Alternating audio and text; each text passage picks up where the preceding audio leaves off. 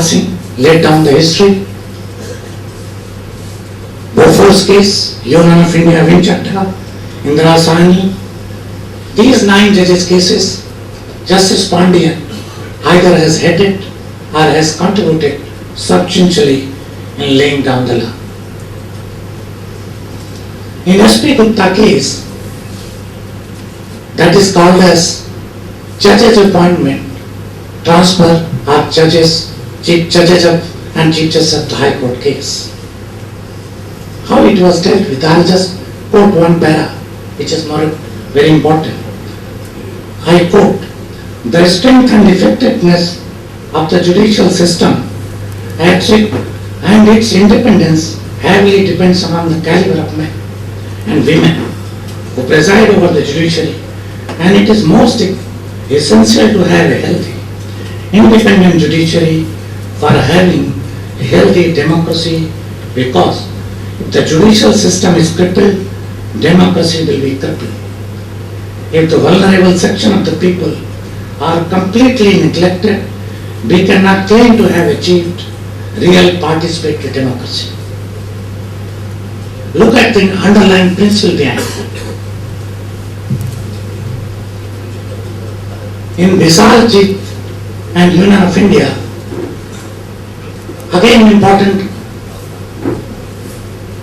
guidelines were laid down. I don't like to repeat it again in this August gathering. All of you must have gone through all these judgments. My Lord has given innumerable cases laying down which stand even today. Sri Parasan.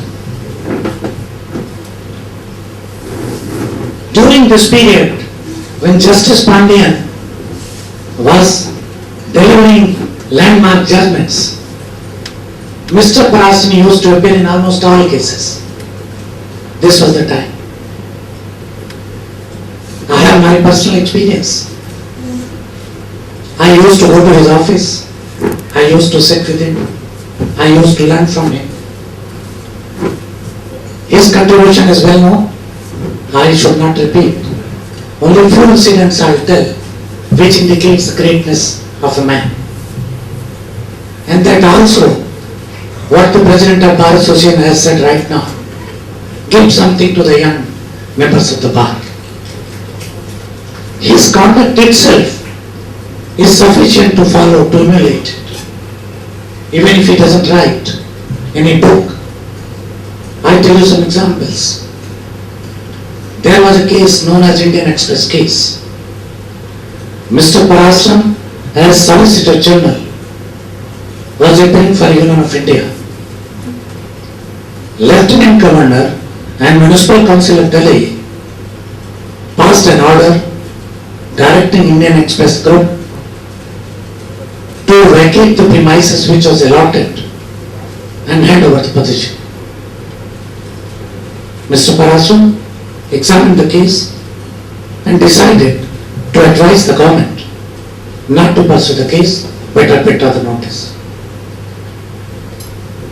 He was that time Solicitor General.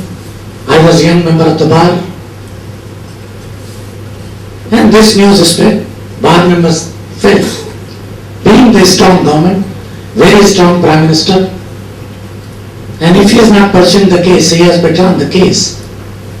Tomorrow morning he may not be the Solicitor General. Government will sack him. But still he stood like a rock and he stood by his, nothing doing. If you go ahead, if the court may pass strictures, I will not accept the brief, I will not pursue the case. The then Attorney General, Lal Narayan Sinha, took over the case. He withdrew from the case. Of course, case was decided, contested decided, strictures were passed. But for that, Mr. Parasan was rewarded with the office of Attorney General of India. This was his character, his reputation. Nowadays a practice has come, which every day I notice. If I ask law officers, why you have not filed counter affidavit, the reply comes, I have drafted it, but it has been sent to the office for vetting. Ask Mr. Parasan, what was the system that time? Whether officers were coming to you for assisting in drafting the petition or vetting or settling, whether it is the job of senior advocate or of the client. But nowadays it has changed. This is one thing. Every advocate must emulate and follow.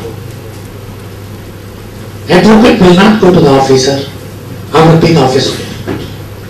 This is what Mr. Parasan followed in his life, and he was rewarded for that. This one legend I thought I must share with you all. One more recent incident. I was not that time advocate, but I was told. The practice of Mr. Parasan in the Supreme Court is, if he has one case, and in most likelihood, the case will come after lunch and recess. But he will go at dot 10:30, sit in the courtroom and wait for his turn. Not that, forget, let my junior take up the Passover. I'll go again, you inform me. I'll start from my residence. I'll reach within half an hour. I'll go and attend. And he is such a person. If a request is made on his behalf, no judge even today will decline. Passover adjournment, it will be granted. My Lord Justice Califullah is there. He will tell all these things. In one of the matter, he was sitting in the courtroom, waiting for his turn. It was around 3 o'clock, maybe 3:30. As the practice is in the Supreme Court, if it is not possible to take up other matters, the court always informs. Now we discharge the board, all learned advocates sitting here may go. But at this court, this matter will take time. The same was done. Mr. Parasan continued to sit. The Honorable Judge asked him, Mr. Parasan, I have told you, I have discharged the board. You can please go. What Mr. Parasan said? My Lord wants me to deprive of the beautiful exchange of thoughts between the learned counsel and Honorable Judge. I am hearing this. This is the dignity, this is the character. And then he continued to say, till 4 o'clock, the time of the Supreme Court. That we all have to learn from him. Another incident. If there was some substantial matter, Mr. Parasan never declined to go to any court. There was a matter, very important, personal obligation, before the civil court. Mr. Parasan, as senior counsel, assured the client, I'll go, don't worry, I'll go and appear for you. He appeared before a young judge, civil judge. Young judge, whether he knew him or did not, I don't know. He started scolding him. You don't know civil law? How are you arguing all these things? Other junior advocates who were accompanying him took up the cudgel. They decided to take up the file with the judge. What are you talking? You are addressing to such a senior man who is a creator of civil law. But then he advised, no, please. He is a judge. He may be 2 years old judge. But before judge, we must come up with courtesy. We must have full respect. That was the lesson given by him to his juniors. And it is, I am sure, followed by all who have been associated with him, either here in this court or in the Supreme Court. You all know, Mr. Parasan has also had to face litigation. In Dr. Buddhi Kota Subbarao, he was the first respondent versus K. Parasan. A case was filed on the ground that as Attorney General, he had granted sanction. He had to face. Case was contested. But having regard to his integrity, his character, the court dismissed the petition, holding that which applies everywhere. Easy access to justice should not be used as a license to file frivolous and misconceived petition expressing immense faith in the integrity and impeccable character of Sri Parasram. This is quote from the judgment. Another incident, Union of India, Union Carbide case. I was associated in that case also. Mr. Parasram laid down the principle of canvas for the principle of parents' patry, which was accepted by the Government of India. Government of India fought on behalf of all people and a settlement was arrived. There was a lot of pressure on Mr. Parasram. But you know Mr. Parasram, no pressure. He acted, he gave opportunity to everyone, and then the settlement, which could not have been reached in 1,000 years, but arrived. Now people are happy, they are getting relief, problem is over. Now I have come to Mr. Krishnamurti, whom I have known very recently, though I have seen him in the corridors of the Supreme Court also. He is, I am told, known as Permanent Advocate General of the state of Tamil Nadu. But I have seen him in courts, even in the corridors of the High Court. One practice of this court which I admire a lot, when a judge passes through corridor, all advocates, even litigant clients, they wait till judge passes.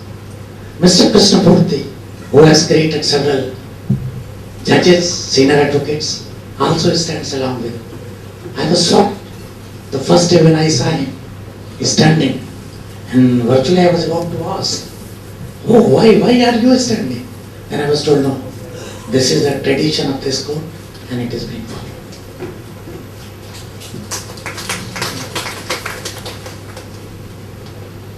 Mr. Krishnamurti's smile, fairness is well known. A judge, it's a pleasure for a bench or a judge to hear him on any point. In one of the disputed problem, I also requested him to please assess the court. Later on, maybe, I don't know what are the reasons, Mr. Krishnamurti sent a message that please spare me in this case, there is a lot of problem. All other things you all know, much more than me about him, a great personality. The above instances are ample evidence of the eminence of these three truly great personalities, and I feel proud to have been a part of this occasion honoring three gentlemen who command the respect of the bar and bench alike. I congratulate all the three recipients of the Lifetime Achievement Award, and I wish them best of their health and satisfaction in all what they do. One more thing I forgot to tell, I agree with the President of the Bar Association. I requested Mr. Parasram long back that whatever synopsis you have prepared, please keep it, ask your junior to compile it, so that we all juniors can take advantage of that. It's a piece of literature, knowledge. Now I am sure he will accede to our request. With this, I thank the organizers for giving me this opportunity. Thank you. Thank you so much, sir. Thank you. May I request the Honorable Mr. Justice Khalifullah to first state their orders. May I request Dr. T.S. Ramsamy to present a shawl to the Honorable Judge.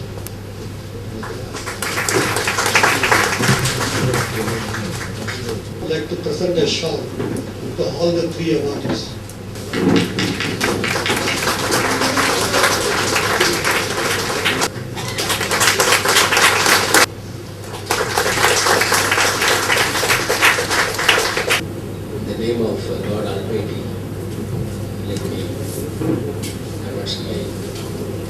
felicitation. The Chief Guest, Mr. Gopalakrishna Gandhi, the Acting Chief Justice, Satish Agnihotre, the three heroes of the day, Honorable Justice Ratnal Pandyan, Dr. Parasaran, Shri R. Krishnamurthy, Mr. Tamil Mani, President of MBA, my brother judges, past and present, and accompanied press and media, family members of the three awardees. In fact, I came here only to see, listen and enjoy. But Mr. Tamil Mani was graceful enough to offer me a seat in the dais. I take this opportunity to express my gratitude to all the three great personalities. All the three of them played a very key role in my life. I'll just quote all the three and then conclude my address.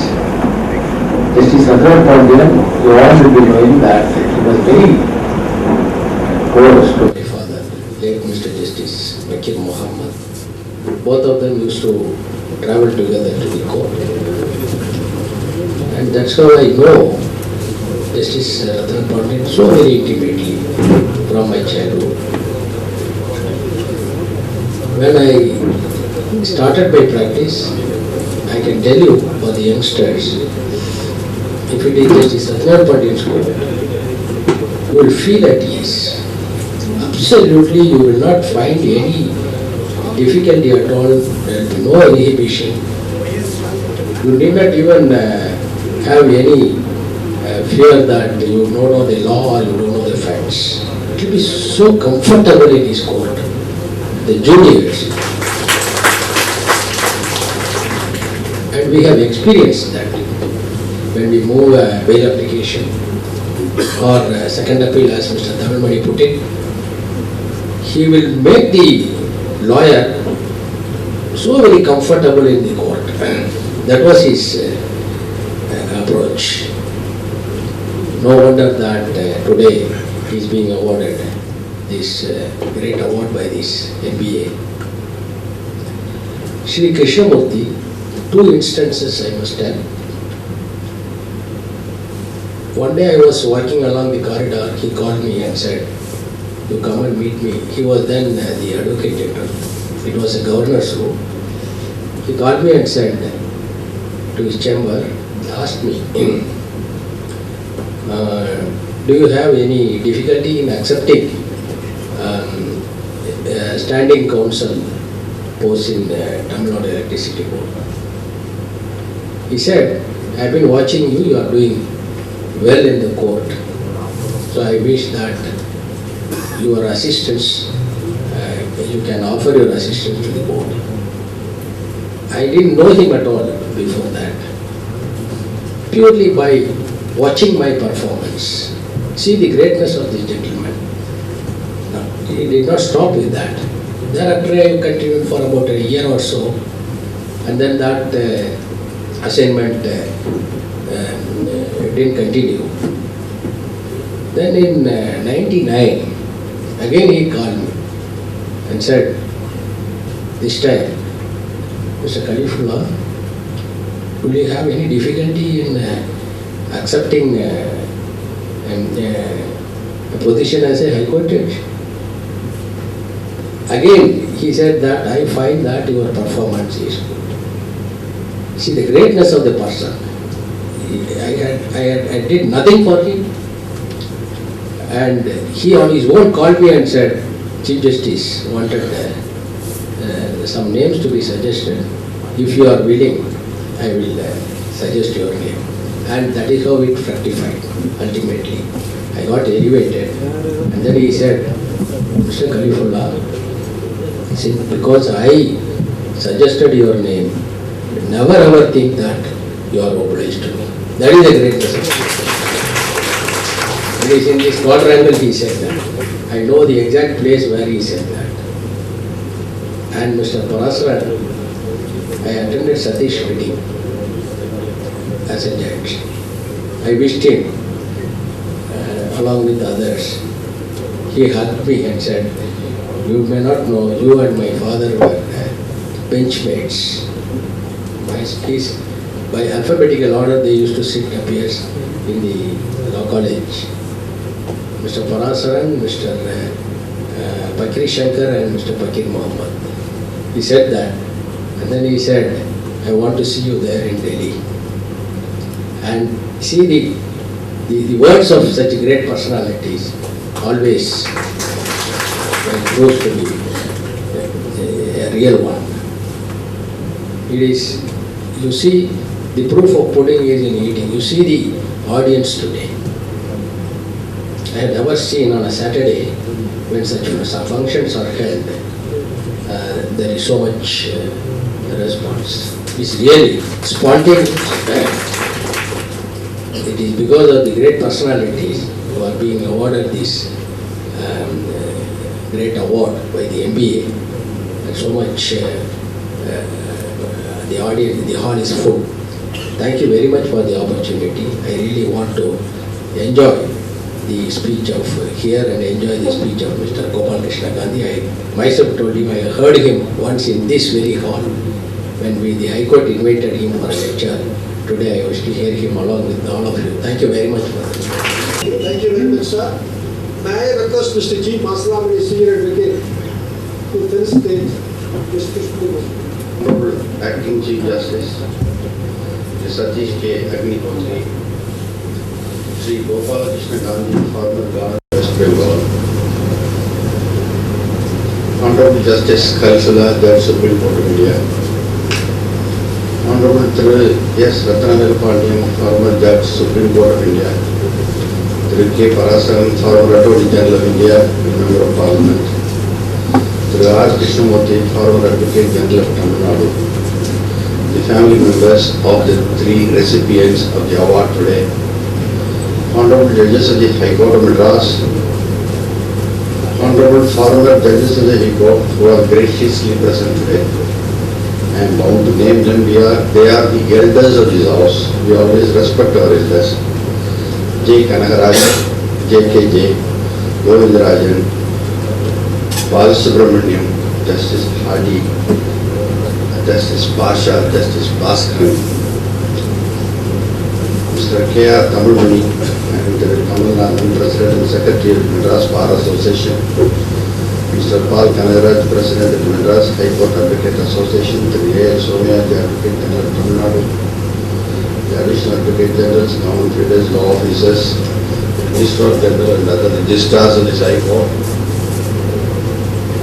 invitees, ladies and gentlemen. I have been assigned with the duty to introduce R. Krishnamurthy. I am very happy to stand before you this afternoon, this forenoon, to perform the task of introducing R. Krishnamurthy, an octogenarian senior advocate to you, even though he does not need an introduction. This introductory exercise is to place on record his personal biodata and all his exemplary achievements as a legal professional. Thiru Krishnamurthy was born on 8th December 1930 at Palainur village in Tanjavur district along with one brother and two sisters. He was deprived of his father's affection at the tender age of 8. However, his elder brother rose to the occasion, guided and molded his destiny so well, we could gather together this day to celebrate the same. Thiru Krishnamurthy studied up to 8th standard, in other words called the third form those days, in Board High School, Kutanallur. Thereafter he studied Sir P.S. Sivasamy Iyer High School, Tirukkattupalli, and completed his SSLC course. It would be interesting to place on record that Sir P.S. Sivasamy Iyer, the founder of the school, was the former Advocate General of the Madras Presidency from 1907 to 1911. What a coincidence, he studied in his school and he later became the Advocate General of the state. Thiru Krishnamurti did his intermediate course between 1947 and 1949 and BA Economic Honors course between 1949 and 1952 from St. Joseph's College, Tiruchirappalli. Thereafter, he had obtained a BL degree from the Madras Law College, Chennai between 1952 and 1954. Thiru Krishnamurti got married to Tirumati Kanagam Krishnamurti on the 28th August 1953 when he was still in the Law College. What a young couple they should have been. Even today they are made for each other. Tirumati Kanagam Krishnamurti hails from a highly respectable Tamil family from Sri Lanka. Her family was and is running a very popular Tamil daily in Sri Lanka, namely Veerakesari, the largely read Tamil newspaper in Sri Lanka even today. Thiru Krishnamurti joined the office of Thiru K. Veerasamy, the then government leader, High Court of Madras, as his apprentice. Thiru K. Veerasamy later became the Chief Justice of the High Court. Thiru Krishnamurti was called to the bar on the 11th of August 1955. After enrollment, he joined the office of K.S. Naidu, a leading lucrative lawyer on the appellate side of the High Court Madras. He is a very tough taskmaster and very difficult to be a junior in his office. And I know how much of abuses he could have got heaped on his head those days. Thiru K.S. Naidu was a member of the Madras Bar Association. He later became the chairman of the Madras Bar Council. Subsequently, Thiru Krishnamurti joined the office of G. Ramanujam, the then government leader, High Court Madras. Incidentally, Thiru G. Ramanujam also became the judge of the High Court. Thiru Krishnamurti, who got trained for several years, right from the day of his apprenticeship in the office of the aforementioned eminent advocates, has become a popular advocate and also gained a very lucrative practice. He became one of the much sought after senior advocates for the juniors at the bar to get themselves trained and also to argue their cases. His chamber number 25 became a beehive of juniors.